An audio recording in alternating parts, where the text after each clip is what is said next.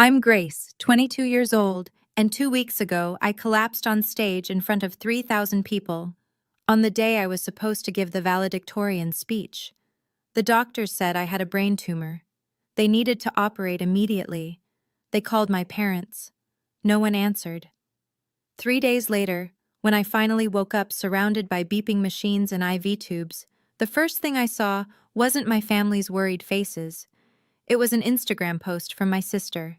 The whole family smiling in front of the Eiffel Tower with the caption, "Family trip in Paris. Finally, no stress, no drama." I said nothing. I didn't comment. I didn't call to confront them. Until 65 missed calls from Dad appeared on my screen along with one text. "We need you. Answer immediately." That's when I realized they weren't calling because they missed me. They were calling because they needed something else entirely. Before I continue, if you find this story worth hearing, please take a moment to like and subscribe, but only if you genuinely want to hear how this ends. And if you're watching right now, drop a comment telling me where you're from and what time it is there. Now, let me take you back 4 weeks ago, to the day everything started falling apart. 4 weeks before graduation. I'm standing in my childhood kitchen, watching Mom flip through a stack of wedding magazines. Not for me, of course. For Meredith. My older sister just got engaged, and suddenly the entire house revolves around her timeline. "Grace, can you pick up the napkin samples from the printer tomorrow?" Mom doesn't look up. Meredith's too busy with dress fittings. "I have finals, Mom." "You'll manage. You always do." That's the thing about being the reliable one. Everyone assumes you'll just handle it. I've been handling things for 4 years now, working 25 hours a week at a coffee shop while maintaining a 4.0 GPA, paying my own tuition through scholarships and tips. Meanwhile, Meredith's entire education was funded by our parents. Every semester. No questions asked. "Mom, I actually wanted to talk to you about graduation." I keep my voice casual. "I need to get something to wear for the ceremony. Maybe we could go shopping this weekend?" Mom finally looks up, but her eyes are already drifting back to the magazines. "Sweetie, you're so good at finding deals online. I'm sure you'll figure something out. I need to focus on your sister's engagement party. It's in 2 weeks. But graduation is..." "Grace." Her tone sharpens. "Your sister is bringing her fiancé's parents. Everything needs to be perfect." I nod. I always nod. Later that evening, I'm folding laundry in my old room when I hear Mom on the phone with her friend Linda. "Oh, the graduation?" "Yes, she's valedictorian. Can you believe it?" A pause. A laugh. "But honestly, the timing is terrible. Meredith's engagement party is that same week, and that takes priority. Grace understands. She's always been so independent. Independent. That's the word they use when they mean forgettable." That night, I call the only person who's ever asked how I'm actually doing. Grandpa Howard picks up on the second ring. "Gracie, I was just thinking about you." Something in my chest loosens. "Hey, Grandpa. Tell me everything. How are finals? How's the speech coming along?" I sink onto my bed, phone pressed to my ear. For the next 20 minutes, I actually talk. About my thesis. About the speech I've rewritten 6 times. About how terrified I am of standing in front of thousands of people. "Grace," Grandpa says when I finish, "do you have your dress yet? Shoes? Do you need anything?" My throat tightens. "I'm fine, Grandpa. Really." He's quiet for a moment, the kind of quiet that means he doesn't believe me. "Your grandmother would be so proud of you," he finally says. "You know that, right? She always said you had her spirit." I never met Grandma Eleanor. She died before I was born. But I've seen pictures. Everyone says I look exactly like her. The same dark hair, the same stubborn chin. "I'll be there, Grace. Front row. I wouldn't miss it for the world." "Thanks, Grandpa." My voice cracks slightly. "That means a lot." And Grace, I have something for you. A gift. Your grandmother wanted you to have it when you graduated. I've been holding on to it for years. Before I can ask what it is, Meredith bursts into my room without knocking. Grace, did you use my dry shampoo? I can't find it anywhere. I cover the phone. I don't use your stuff, Meredith. She rolls her eyes, flashes her engagement ring like it's a weapon. Whatever. Oh, congratulations on the valedictorian thing, I guess. Then she's gone. Grandpa heard everything. He says nothing, but his silence speaks volumes. 1 week before graduation. I'm running on 4 hours of sleep, 3 cups of coffee, and pure spite. Finals are done. My thesis is submitted. I've been pulling double shifts at the coffee shop because rent is due, and I refuse to ask my parents for help. They'd just use it as ammunition later. We helped you with rent that one time, remember? My head has been pounding for 3 days straight. I tell myself it's stress. It's always stress. Mom calls while I'm wiping down tables after closing. Grace, I need you home this weekend. The engagement party is Saturday and I need help with setup. Mom, I'm working. Call in sick. Meredith needs you. I grip the phone so hard my knuckles turn white. What about what I need? Silence. Then, Grace, don't be dramatic. It's one weekend. Your sister only gets engaged once. And I only graduate once, I think. Valedictorian, 4 years of perfect grades while working myself to exhaustion. But I don't say that. I never say that. Fine, I'll be there. I hang up and immediately feel the familiar ache behind my eyes intensify. The room tilts slightly. I grab the counter. You okay? My coworker Jamie looks concerned. Yeah, just tired.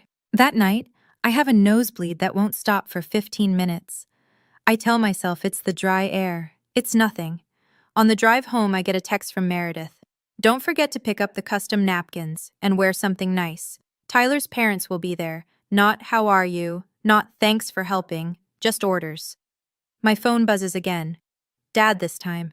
Can you pick up Aunt Carol from the airport Friday? Mom and I are busy with Meredith's party prep. I pull over to the side of the road. My hands are shaking, and I can't tell if it's rage or something else entirely.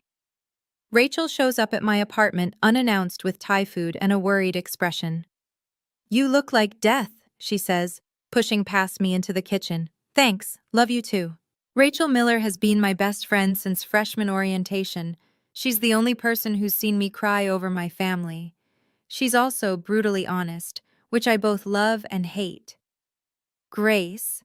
She sets down the food and turns to face me. When's the last time you slept? Actually slept? I sleep. Liar. She crosses her arms. I talked to Jamie. She said you almost passed out at work yesterday. I was just dizzy. It's finals stress. It's your family stress. Rachel's voice softens. Grace, you're destroying yourself for people who won't even show up to your graduation. They're coming to graduation. Are they? I open my mouth to argue, then close it, because the truth is I don't know. Mom hasn't mentioned it in weeks. Dad keeps forgetting the date. Meredith doesn't even know I'm valedictorian. They'll come, I say weakly. It's my graduation. Rachel sits down across from me. Babe, in 4 years they haven't come to a single award ceremony. Not one. Remember when you won that teaching fellowship? Who was in the audience? You. And Grandpa. Exactly. She reaches across the table and takes my hand. Grace, you don't have to keep setting yourself on fire to keep them warm. They're not even looking at the flame. My eyes sting. I blink rapidly. That night after Rachel leaves, I'm brushing my teeth when my vision suddenly doubles. I grip the sink. The headache is back, worse than before. I should see a doctor, I think. But there's no time. The engagement party is tomorrow. I swallow 2 more ibuprofen and go to bed. My phone lights up, a text from Rachel. If anything happens, call your grandpa. He's the only one who actually cares. I don't respond. But I don't delete the message either. Meredith's engagement party. I've been on my feet for 6 hours, setting up chairs, arranging flowers, refilling champagne glasses, playing the role I was born into, the invisible support system. The backyard looks stunning. White lights strung across the oak trees, a three-tiered cake that cost more than my monthly rent. 40 guests in cocktail attire, laughing and toasting to my sister's future. No one asks about mine. Grace, more champagne over here. Mom waves from across the lawn. I grab another bottle and make my way through the crowd. My head is pounding. I smile through it. Meredith is holding court near the fountain, Tyler's arm around her waist. She's 3 glasses of champagne deep and glowing. Everyone, this is my little sister. She pulls me into the spotlight. Grace does everything around here. Seriously, I don't know what we'd do without her. Scattered applause, a few polite smiles. Then Meredith leans in, her voice carrying just far enough. She's so good at, helping. She's going to be a teacher. Can you imagine? Wiping noses for a living. Laughter, light dismissive laughter. I keep smiling, my face hurts. Oh, and she's graduating next week. Meredith adds like an afterthought. Veil something? What's it called again? Valedictorian, I say quietly. Right, that. Meredith waves her hand. She's always been the smart one. But smart doesn't buy Louboutins, does it? More laughter. I excuse myself to the kitchen, lean against the counter, breathe. Through the window, I notice an older man watching the scene. I recognize him, Mr. Patterson, Grandpa's former colleague. His expression is unreadable. My phone buzzes, a text from an unknown number. Your grandfather should know how your family treats you. I look up. Mr. Patterson raises his glass slightly in my direction, then turns away. My hands are trembling. But this time, I don't think it's just the humiliation. After the party, I'm alone in the kitchen, elbow deep in dishes. Everyone else is in the living room, cooing over engagement photos. Mom walks in, face flushed with wine and satisfaction. Grace, I have wonderful news. I don't turn around. What is it? We're going to Paris, the whole family. Tyler's treating us to celebrate the engagement. My hands stop moving in the soapy water. Paris? When? Next Saturday. We fly out Friday night. Friday night. Graduation is Saturday morning. Slowly, I turn around. Mom, my graduation is Saturday. She waves her hand. I know, sweetie, but the flights were already booked when we realized. Tyler got such a good deal. You're missing my graduation for a vacation. Don't say it like that. Mom frowns. It's not just a vacation. It's for your sister. I'm valedictorian, Mom. I have to give a speech. And you'll be wonderful. You don't need us there, Grace. You've always been so self-sufficient.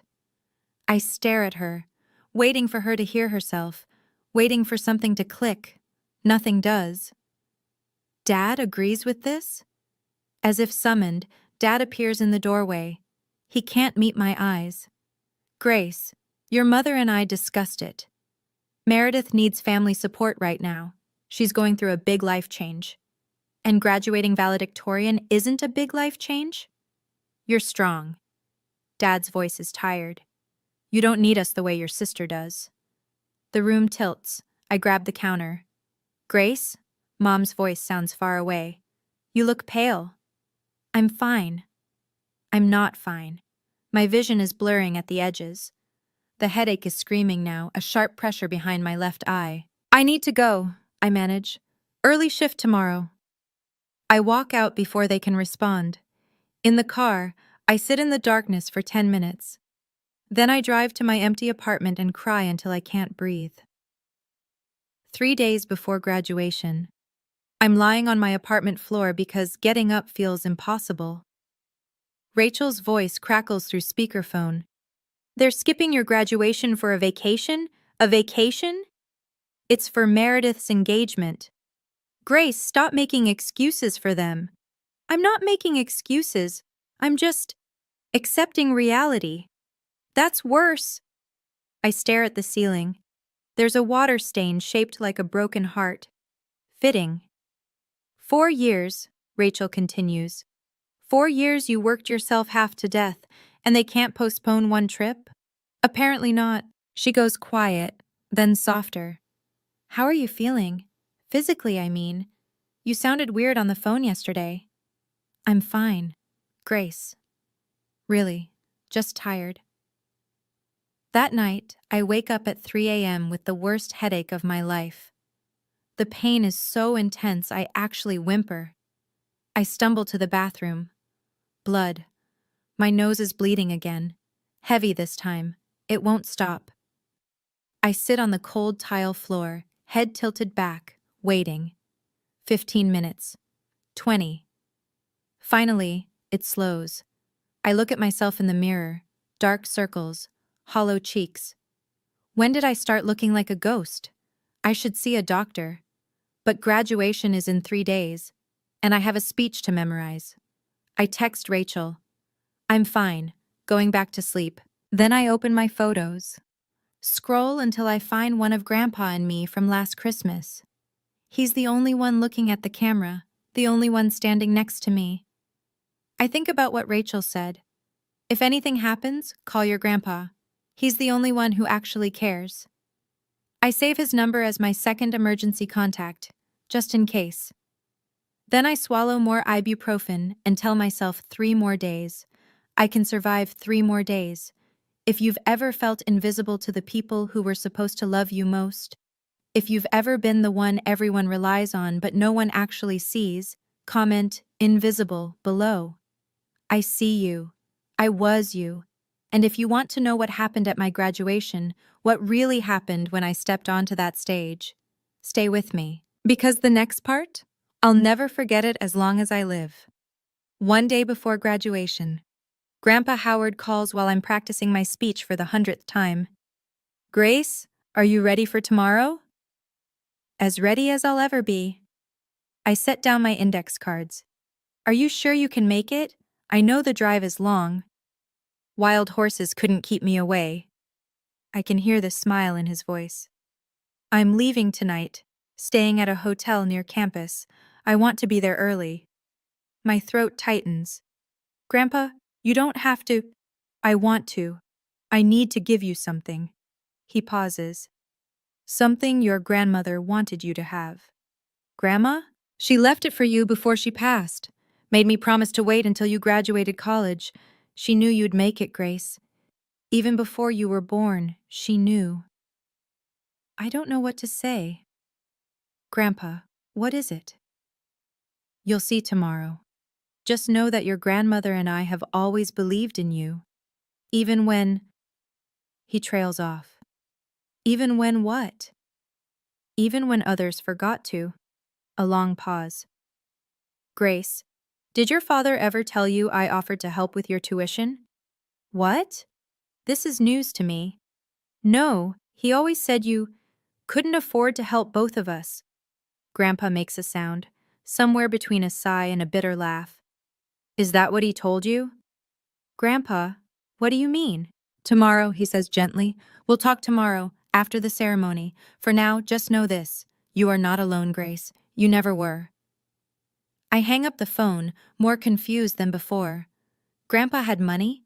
He offered to help with my tuition? Then where did it go? The questions chase each other in circles.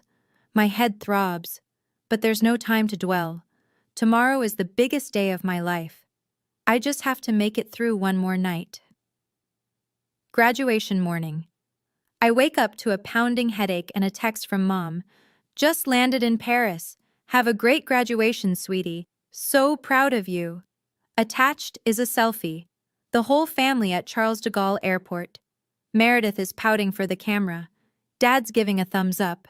Mom's smiling like she doesn't have a care in the world. Like she hasn't abandoned her daughter on the most important day of her life. I don't respond. Rachel picks me up at 9. She takes one look at me and frowns. Grace, you're gray. Like actually gray. I'm nervous. It's fine. It's not fine. When did you last eat? I had coffee. That's not food. She forces me to eat half a granola bar while she drives. I manage 3 bites before my stomach rebels. The campus is already buzzing with activity, families everywhere, balloons, flowers, proud parents snapping photos.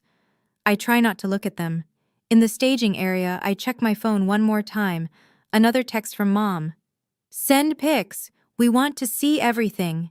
They want to see everything, but they didn't want to be there to see anything. I'm about to put my phone away when I notice something. My emergency contact form for the university. I filled it out freshman year and never updated it. Primary contact, Douglas Donovan, father. Secondary contact, Pamela Donovan, mother. On impulse, I pull up the form online, add a third line. Secondary contact, Howard Donovan, grandfather. I don't know why. It just feels right. Then I see him. Grandpa in the front row, already seated, already waiting. He waves. In his hands, I can see a manila envelope. I wave back. For the first time all week, I feel like I can breathe. Grace Donovan? A stage manager approaches. You're up in 10 minutes. 10 minutes. I can do this. I just have to stay standing long enough to make it through. 3,000 people. The sun is blazing. My cap feels too tight. The black gown absorbs heat like a furnace. My name echoes through the speakers. And now, our valedictorian, Grace Donovan. Applause. A roar of applause. I walk to the podium, one foot in front of the other. The stage lights are blinding. I grip the microphone, find Grandpa in the crowd. He's beaming. Rachel is next to him, phone out, recording. 2 empty seats beside them, reserved for family.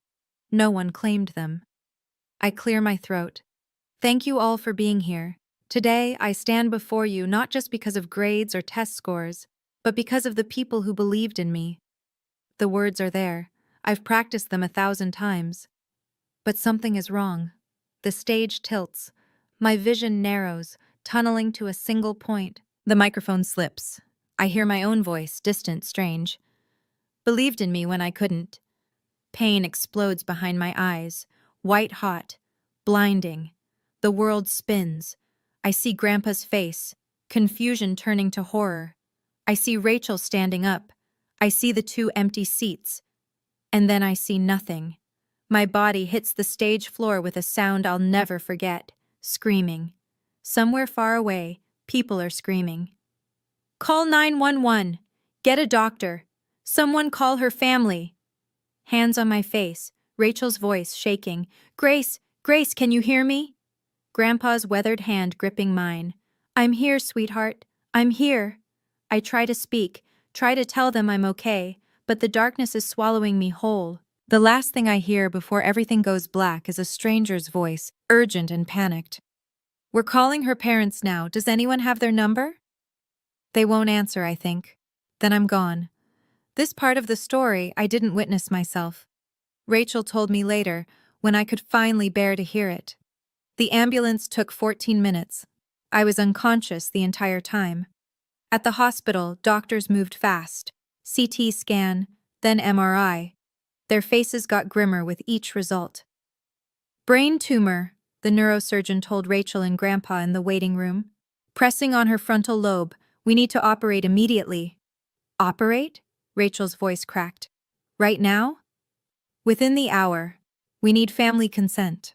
Rachel pulled out my phone, found my parents' number. First call, straight to voicemail. Second call, straight to voicemail. Third call, voicemail. Please, Rachel begged into the phone. Grace is in the hospital. It's an emergency. Call us back. Nothing. Grandpa tried next, called his son directly. Douglas picked up on the 5th ring. Dad, we're at the airport about to board. Grace collapsed at graduation. She has a brain tumor. She's in surgery in 40 minutes. Silence on the other end. Then Douglas's voice, strangely calm. Dad, we're about to take off. Can you handle things? We'll call when we land. Rachel told me Grandpa's face turned to stone. Your daughter is about to have emergency brain surgery, he said slowly. And you're asking me to handle it? Dad, the flight is 12 hours. By the time we get back, she'll be out of surgery anyway. There's nothing we can do from here. A long pause. Douglas, I want you to hear this clearly. If you get on that plane, don't bother calling me again. But Douglas did get on that plane. They all did. Grandpa signed the consent forms as my emergency contact. And when they wheeled me into surgery, I had two people waiting, my grandfather and my best friend. My family was 30,000 feet in the air, choosing Paris over me. I wake up 3 days later. The first thing I see is white. White ceiling, white walls, white sheets. The second thing I see is Grandpa, asleep in a chair next to my bed, still wearing the suit from graduation. The third thing I see is Rachel, curled up on a cot in the corner, dark circles under her eyes. I try to speak. My throat feels like sandpaper. Rachel stirs, opens her eyes, sees me. Grace. She's at my bedside in seconds, tears streaming. Oh my God! Grace! Grandpa wakes, his face crumbles with relief. My girl, he whispers. My brave girl. I try to form words. What happened? Rachel and Grandpa exchange a look, the kind of look that tells me something is very wrong. You had a brain tumor, Rachel says carefully. They removed it. You're going to be okay. Surgery? 3 days ago. You've been unconscious. 3 days. I turn my head, see my phone on the nightstand, charging. My parents? Another look exchanged. Rachel hands me the phone. Grace, maybe you should wait. But I'm already opening Instagram. And there it is, posted 18 hours ago. A photo of my entire family, Mom, Dad, Meredith, standing in front of the Eiffel Tower at sunset. The caption, Family trip in Paris. Finally, no stress, no drama. Blessed hashtag family time. 247 likes. 32 comments, all gushing. I scroll through the other photos. Champagne at a cafe. Meredith in a couture dress. Dad eating croissants. Not one mention of me. Not one. Grace. Rachel's voice is gentle. They know you're in the hospital. Grandpa called them. I look at my grandfather. His jaw is tight. They know. I stare at the photo again. No stress, no drama. That's what I am to them. Stress, drama. I close Instagram. I don't cry. I don't have the energy left to cry. 4 days after surgery, I'm getting stronger. The doctors say the tumor was benign. They caught it just in time. I don't post on social media. Don't comment on Meredith's photos. Don't call to confront my parents. I just exist, heal, try to process. Grandpa visits every day. Rachel practically lives in my hospital room. The nurses know them both by name now. You need to eat more, Grandpa says, pushing a container of soup toward me. I'm not hungry. Grace Eleanor Donovan, you will eat this soup or I will spoon-feed you myself. I almost smile. Almost. That evening, Rachel goes home to shower. Grandpa falls asleep in his chair. I'm finally alone with my thoughts. That's when my phone lights up. 1 missed call from Dad, 5 missed calls from Dad, 20 missed calls from Dad, 65 missed calls from Dad. My heart stutters. Then the texts start appearing. Dad. Grace, call me back, important. Dad. Answer your phone. Dad. We need to talk, now. Dad. Grace, this is urgent. Call immediately. Mom. Honey, call your father, please. Meredith. Grace, what did you do? Dad is freaking out. I scroll through them. 65 missed calls. 23 texts. Not one asks how I am. Not one says we're sorry. Not one says we love you. Just, we need you. Answer immediately. I show Grandpa when he wakes up. His face darkens. They know, he says quietly. Know what? He takes a deep breath. Grace, there's something I need to tell you. Something about why they're really calling. What do you mean? It's not because they're worried about you. His voice is heavy. It's because I told them about the gift, your grandmother's gift, and they just realized what they might lose. My blood runs cold. Grandpa, what gift? He looks at me with tired, sad eyes. It's time you knew the truth. Grandpa pulls his chair closer, takes my hand. 22 years ago, when you were born, your grandmother and I made a decision. We opened an education savings account in your name. For college? Not exactly. He shakes his head. We knew your parents would pay for college. That's what we told ourselves anyway. This account was different. A graduation gift, seed money for your future. Your grandmother called it your freedom fund. How much? Grandpa hesitates.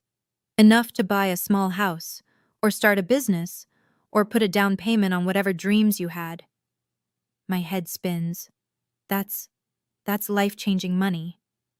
But Dad told me you didn't have money to help with tuition, that you could only help Meredith because Meredith asked.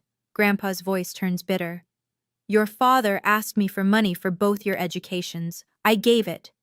I wrote 2 checks, one for you, one for Meredith. Same amount. Then where did my money go? Where? I don't know, but I can guess. He pulls out his phone, shows me a photo, a bank statement, 2 withdrawals on the same day 4 years ago. Your parents cashed both checks. They put Meredith's portion toward her tuition, and yours. I think about their new kitchen renovation, Mom's designer bags, the vacation fund they always seem to have. They spent it, I whisper. I believe so. And this freedom fund? They didn't know about it? I never told them. I knew, Grace. Even back then, I knew they treated you differently. This money was always meant to bypass them entirely, directly to you, on your graduation day. But now they know. I told your father when you were in surgery. I was angry. I said if he didn't come home, I'd make sure you received everything. Grandpa sighs. I shouldn't have said it like that, but I was furious. That's why they're calling. Yes. Not for me. For the money. They arrive the next afternoon. I hear them before I see them. Mom's heels clicking down the hospital corridor. Her voice too loud.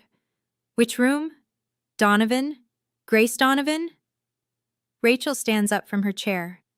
I should go. Stay, please. She nods, takes a position by the window. The door bursts open. Mom sweeps in first, face arranged in perfect maternal concern. Grace, baby, we came as fast as we could.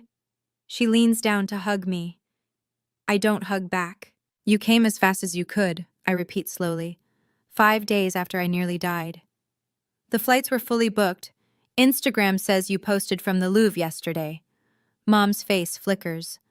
We were trying to make the best of a difficult situation. Dad enters behind her. He looks tired. He can't meet my eyes. Then Meredith, shopping bags in hand, actually carrying shopping bags into a hospital room. Hey, Grace. She doesn't approach the bed. You look better than I expected. Rachel makes a sound in the corner. I don't look at her, but I can feel her rage from across the room. Meredith, I say calmly. I had brain surgery. I know. That's so crazy, right? She sets down her bags. Anyway, we cut the trip short, so you're welcome. The room falls silent. Then Mom clears her throat. Grace, sweetheart, we should talk. As a family. She looks pointedly at Rachel. Privately. Rachel stays. Grace.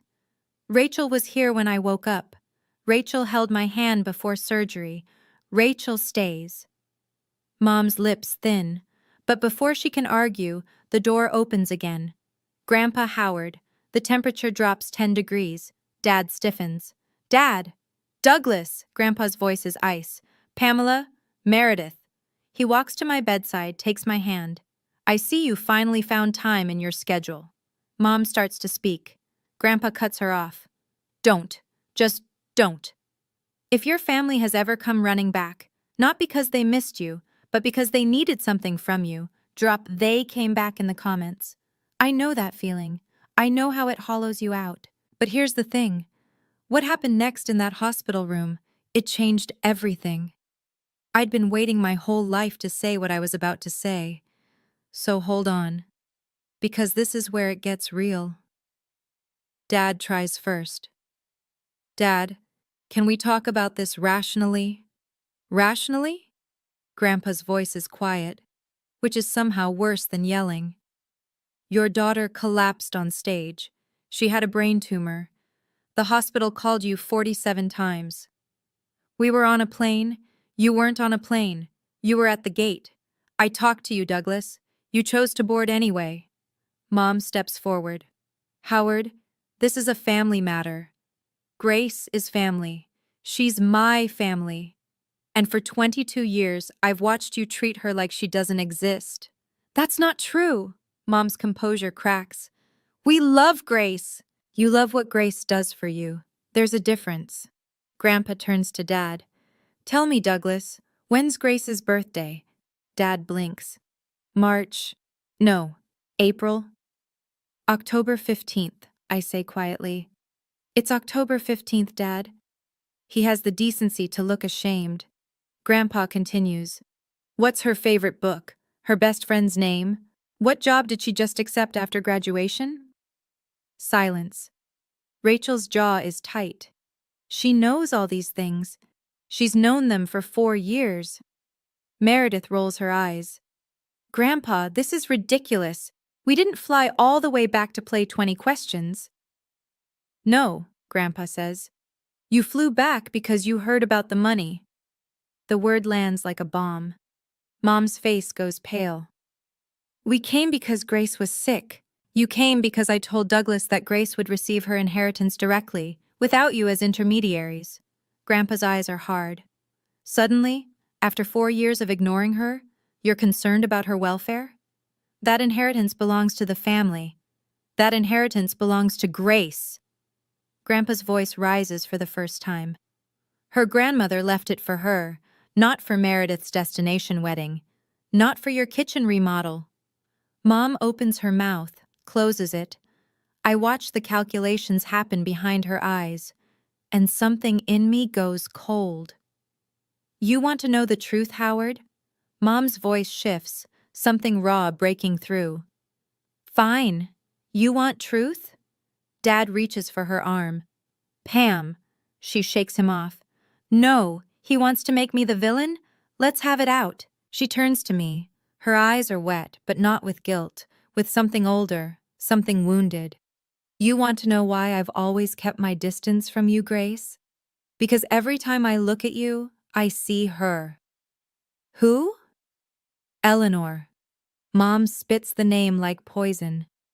Your precious grandmother. The woman who spent 30 years making me feel like I wasn't good enough for her son. Grandpa goes very still. The first time I came to this family, Mom continues, Eleanor looked at me like I was dirt under her shoes. 26 years of snide comments. 26 years of Douglas, are you sure about this one? 26 years of never being enough. I can't speak. And then she died, and I thought, finally I can be accepted. Mom laughs bitterly. But then you were born, Grace, and you looked exactly like her. Same eyes, same stubborn chin, same everything. That's not Grace's fault, Rachel says sharply. I know that, Mom screams, then quieter. I know that, but every time I looked at her, I saw Eleanor judging me. I couldn't. She breaks off, covers her face. I should feel sympathy. Part of me does, but another part of me thinks, I was a baby. I was a child. I spent 22 years wondering why my mother couldn't love me. And the answer is, because I have my grandmother's face. A woman I never even met. Mom, I say slowly, I'm not Grandma Eleanor. I know. Do you? Because I've spent my whole life paying for something I didn't do. She doesn't answer. That tells me everything. I push myself up against the pillows. My body is weak, but my voice is steady. Mom, I say. I understand now. You had a painful relationship with Grandma. You felt judged. That hurt you. Hope flickers in her eyes. But that is not my fault. The hope dims. For 22 years, I've done everything right. Perfect grades, no trouble. I worked 3 jobs so you wouldn't have to pay for my education. I showed up to every family event. I helped with every party, every holiday, every crisis. Grace, I'm not finished. My voice doesn't waver. I did all of that because I thought if I tried hard enough, you would finally see me. Finally love me the way you love Meredith. Meredith shifts uncomfortably. But I was wrong, because you were never going to see me. You were always going to see her. I turn to Dad. And you. You watched this happen for 22 years and said nothing. He flinches. Grace, I didn't know how to go. How to what? Stand up for your daughter? Ask your wife why she flinches when I enter a room? It's complicated. It's really not. I shake my head. You chose the path of least resistance, and the path of least resistance meant sacrificing me. Grandpa squeezes my hand. I look at each of them in turn, Mom crying quietly, Dad staring at the floor, Meredith, arms crossed, defensive. I don't hate you, I say, any of you, but I also can't keep pretending this is normal. I can't keep being the invisible one. What do you want? Dad asks quietly. I take a breath. I want you to see me as a person, not as a ghost, not as a burden, not as someone who exists to make your lives easier. And if we can't? I meet his eyes. Then I'll mourn the family I wished I had, and I'll build a new one. The room is silent. I turn to Grandpa. I want to talk about Grandma's gift. He nods, pulls the manila envelope from his jacket, the same envelope he brought to graduation. This is yours, he says. Your grandmother set it aside 25 years ago. It's been growing interest ever since. I take the envelope. Don't open it. I know what you're thinking, I say to my parents. You're wondering if I'll share it, if I'll bail out Meredith's wedding or pay for your next renovation. Mom starts to speak, stops. I'm not going to do that. Grace! Meredith finally breaks her silence. That's so selfish. Grandma wanted me to have it, not you, me. But we're family. Family. I almost laugh. You're using that word now? After you posted Instagram photos from Paris while I was in brain surgery? Meredith's face reddens. I didn't know it was that serious. Because you didn't ask. She falls silent. I look at Mom. I'm not taking this money to hurt you. I'm taking it because it's mine. Because Grandma wanted me to have options, to not depend on people who see me as an afterthought. What about us? Dad asks. Are we just supposed to lose you? You already lost me. My voice softens, just slightly. Years ago, when you stopped showing up, when you stopped asking how I was, when you let me become invisible. I take a breath, but I'm not shutting the door completely. If you want to be in my life, really in my life, you have to earn it. You have to see me as Grace, not as Eleanor's ghost, not as Meredith's backup, just me. And if we try, Mom's voice is small, then we can start over, slowly, with boundaries. What kind of boundaries? I look her in the eye. I'll let you know when I'm ready. Meredith moves first. She grabs her shopping bags, face tight with anger. This is insane. You're choosing to tear this family apart over money. This isn't about money, Meredith. Really? Because it sounds like I nearly died. You went shopping. She freezes. I'm not saying that to make you feel guilty. I'm saying it because you need to hear it. You need to understand what it felt like to wake up in a hospital bed and see your family posing in front of the Eiffel Tower. Her lower lip trembles. For a moment, I see something crack behind her eyes. Then she walks out. The door clicks shut behind her. Mom is crying now. Real tears. The kind that can't be faked. I'm sorry, she whispers. I'm so sorry, Grace. I know. I was wrong. I was so wrong. I know, Mom. But I don't know how to fix it. Neither do I, not yet. I pause. But if you really want to try, you have to get help. Talk to someone, a therapist. Work through whatever Eleanor made you feel, so you stop projecting it onto me. She nods, wipes her eyes, leaves without another word. Now it's just me, Dad, Grandpa, and Rachel. Dad sits down heavily in the chair beside my bed. Grace, he says quietly, I failed you. Yes. I should have protected you. Yes. I told myself you were strong, that you didn't need me, but that was just an excuse. It was. He looks at me. For the first time, maybe ever, really looks at me. I can't undo 22 years, but can I try to do better? I study his face, the genuine remorse there. Call me next week, I say finally. Ask me how I'm doing, and actually listen to the answer. He nods, stands, squeezes my hand once. I will. Then he's gone too. 2 weeks later. I'm discharged from the hospital with a clean bill of health. The tumor is gone. The doctors call it a miracle. I call it a second chance. I don't move back home. I use a small portion of Grandma's gift to rent a tiny apartment near the school where I'll be teaching in the fall. It's nothing fancy, 1 bedroom, a kitchenette, a window that overlooks a parking lot. But it's mine. The fallout happens fast. Meredith blocks me on every social media platform. Her new bio reads, "Some people don't appreciate family." I screenshot it, send it to Rachel. Rachel sends back a string of middle finger emojis. 2 days later, I get a call from Rachel. She sounds gleeful. You're not going to believe this. What? Tyler, Meredith's fiancé, he heard the whole story. From his mother, who heard it from the hospital grapevine. Rachel is practically bouncing. He's reconsidering the engagement. I don't feel triumphant, just tired. That's not what I wanted. I know, but still. A week after that, I see on Facebook that the engagement party photos have been deleted. Then the engagement announcement itself. Mom texts me, Meredith is devastated. I hope you're happy.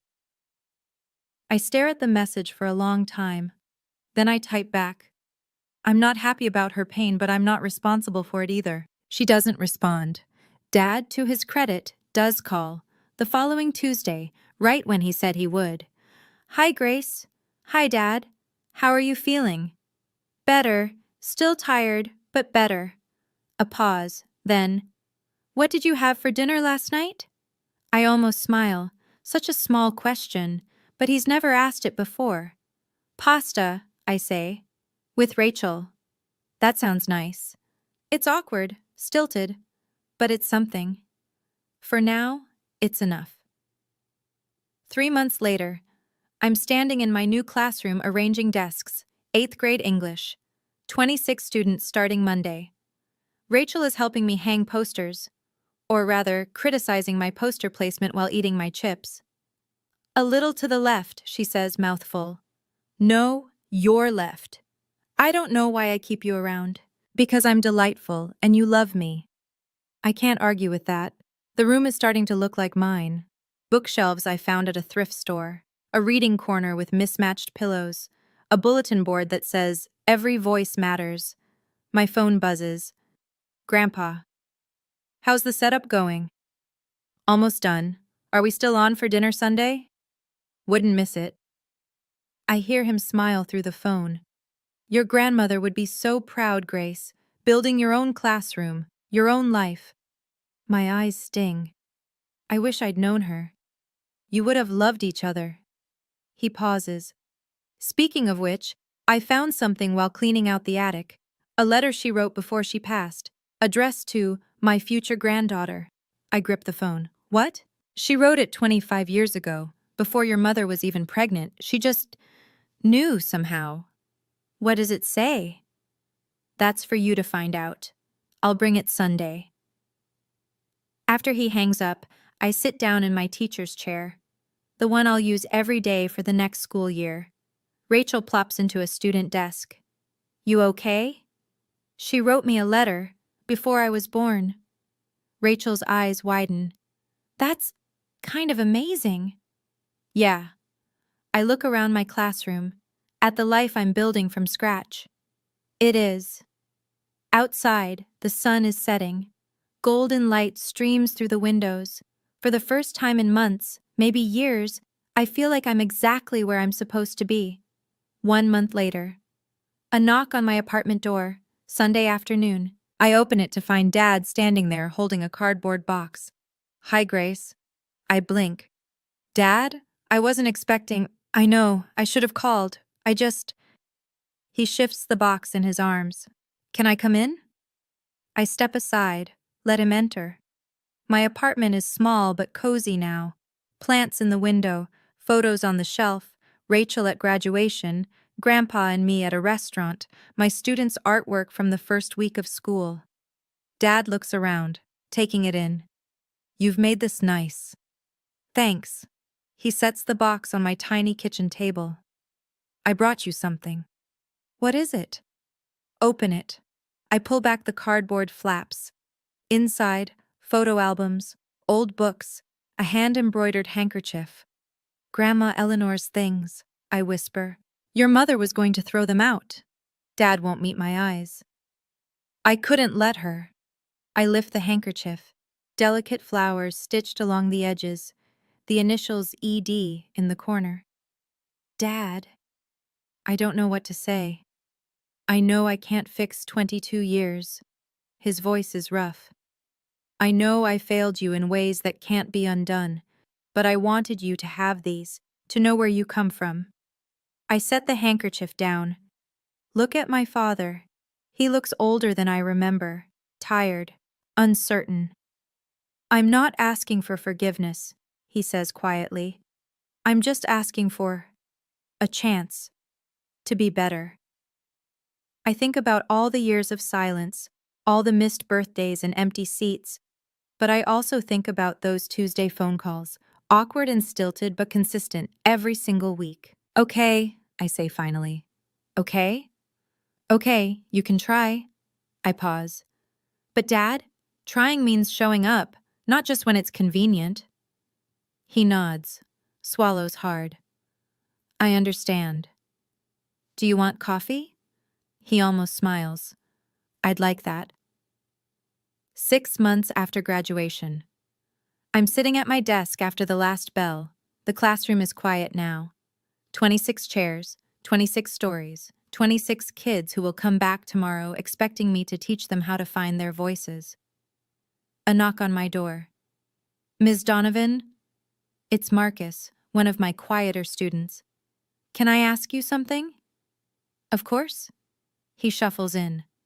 13 years old, always in the back row, rarely speaks up. Did you ever feel like no one sees you? My heart clenches.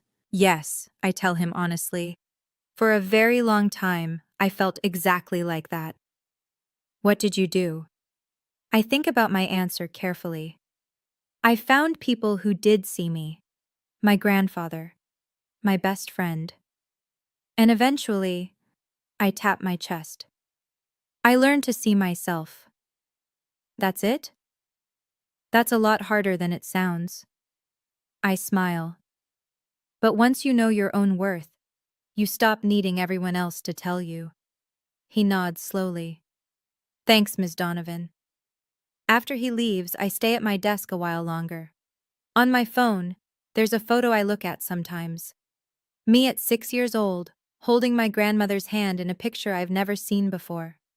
Grandpa found it in the box of Eleanor's things. She's smiling down at me.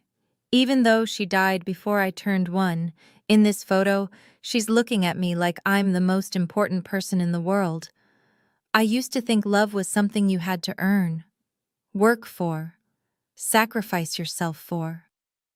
Now I know better. Love is who shows up. Love is who stays. And I don't need to keep setting myself on fire to prove I'm worth someone's warmth. I know my worth now. That's enough. That's more than enough.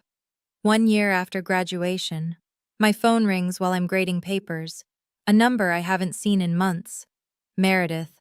I let it ring twice, 3 times. Then I answer. Grace? Her voice is smaller than I've ever heard it. Can we talk? I'm listening. Tyler left, for real this time. She laughs, but it's hollow. Turns out his family didn't want a daughter-in-law from a family that abandons people in hospitals. I don't say anything. And I got into some debt. Credit cards. I thought Tyler would help cover it, but she trails off. I don't know what to do. Why are you calling me? Because you're the only person who doesn't want something from me. Her voice breaks. Mom and Dad are furious. They keep talking about how I embarrassed them. My friends only liked me because of Tyler's money, and I hear her crying, real tears, the kind you can't fake. Part of me wants to say, now you know how it feels. To be alone, to be abandoned. But that's not who I want to be. Meredith, I say carefully, I'm sorry about Tyler. I'm sorry you're hurting. You don't have to, but I can't fix this for you. I can't pay off your debt or make Tyler come back. That's not my role anymore. Silence. Then why did you answer? Because you're my sister, and I wanted you to know that I don't hate you. She's quiet for a long moment.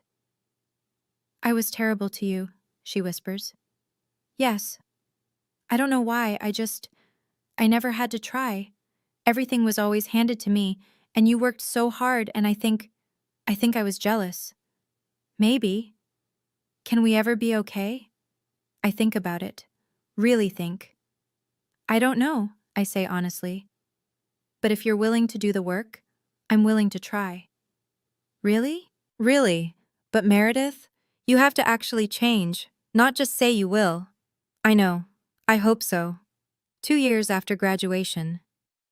I'm sitting in a crowded auditorium, waiting for Grandpa Howard to take the stage. The banner behind the podium reads, Community Educator of the Year Award. Rachel is beside me, dressed up for once. I can't believe he's finally getting recognized. He deserves it 10 times over. The announcer calls his name. The crowd applauds. Grandpa walks slowly to the podium, 80 years old but still standing tall. He adjusts the microphone, scans the audience until his eyes find mine, and then he smiles. Thank you for this honor, he begins. But I want to dedicate this award to someone else, my granddaughter Grace. My breath catches. 2 years ago, I watched this young woman collapse on stage at her graduation. She had a brain tumor. She nearly died. He pauses. And she woke up to find that the people who should have been there weren't. The audience is silent. But Grace didn't give up. She didn't become bitter. Instead, she built a life filled with people who love her for who she is, not what she can do for them.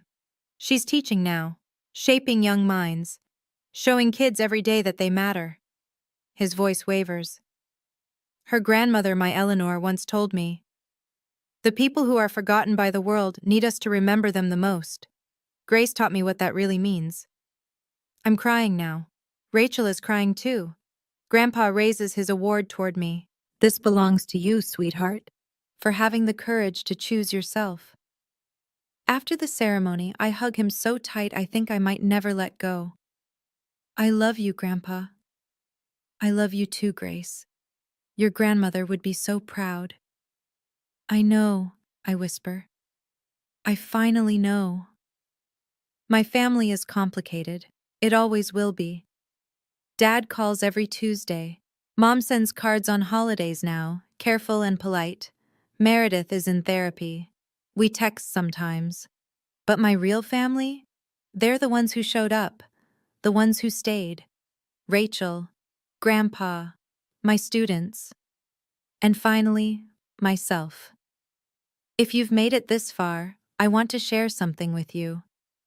I used to wonder why my mother couldn't love me, why I had to work twice as hard for half the recognition, why I was invisible in my own family. Now I understand. My mother wasn't a villain. She was a wounded person who never healed from her own pain. Psychologists call it projection, when someone's unresolved trauma spills onto someone else. She saw her mother-in-law in my face, and instead of dealing with that wound, she let it poison our relationship for 22 years. And me? My weakness was my desperation for approval. I kept believing that if I tried harder, sacrificed more, achieved enough, they would finally see me. That's called people-pleasing, and it's a survival mechanism. It kept me safe when I was small. But as an adult, it nearly destroyed me. The brain tumor was the most terrifying thing that ever happened to me. But in a strange way, it was also a gift. It forced me to see my family clearly. It gave me permission to stop performing for people who weren't watching. So here's what I learned, and I hope you'll carry it with you. You can't earn love from people who aren't willing to give it. Stop setting yourself on fire to keep others warm, especially when they won't even look at the flame. Your real family isn't determined by blood. It's determined by who shows up when life gets hard. And finally, you are allowed to choose yourself. That's not selfish. That's survival. If you're in a situation like mine, if you're the invisible one, the forgotten one, the one who gives and never receives, I see you. And I hope you learn, like I did, that the only approval you truly need is your own. Thank you for staying with me until the end. If you have your own story about family, about boundaries, about learning to see your own worth, I'd love to hear it. Drop it in the comments. I read every single one. And if this story meant something to you, please like, subscribe, and hit that notification bell. There's another story waiting in the description. Something tells me you'll want to hear it. Until next time.